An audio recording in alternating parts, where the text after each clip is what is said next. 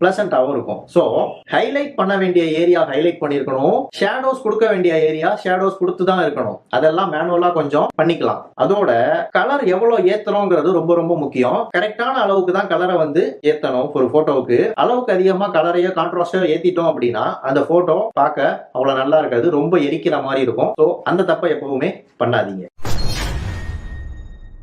நிறைய போட்டோஸ்ல ஸ்கைல டீடைல்ஸ் கொண்டு வரது ரொம்பவுமே முக்கியம். ஏன்னா நம்ம கிரவுண்ட் லெவல்ல இருக்கக்கூடிய சப்ஜெக்ட வந்து அதுக்காண்டி ஒரு எக்ஸ்போசிங் எடுத்து ஒரு போட்டோ எடுக்கிறோம் அப்படின்னா கிரவுண்ட் லெவலுக்கு இருக்கக்கூடிய எக்ஸ்போசிங் லைட்டிங் எக்ஸ்போசர் வந்து கொஞ்சம் அதிகப்படுத்தி எடுக்கிற மாதிரி இருக்கும். அப்படி அதிகப்படுத்தி எடுக்கும் போது டெஃபினட்டா ஸ்கைல இருக்கக்கூடிய டீடைல்ஸ் வந்துட்டு மிஸ் ஆகி ஸ்கை ஓவர் எக்ஸ்போஸ் ஆக தான் செய்யும். அப்படி ஓவர் எக்ஸ்போஸ் ஆன ஸ்கைய போஸ்ட் ப்ராசஸிங்ல கண்டிப்பா செலக்ட் பண்ணி கொஞ்சம் அண்டர் எக்ஸ்போஸ் பண்ணி ஸ்கையோட டீடைல்ஸ் நம்ம வந்து ரெக்கவர் பண்ண வேண்டியது ரொம்பவுமே முக்கியம். அதை நம்ம போஸ்ட் ப்ராசஸிங்ல பண்ணி தான் ஆகணும். அதோட ஷேடோஸ்லயும் வந்து டீடைல்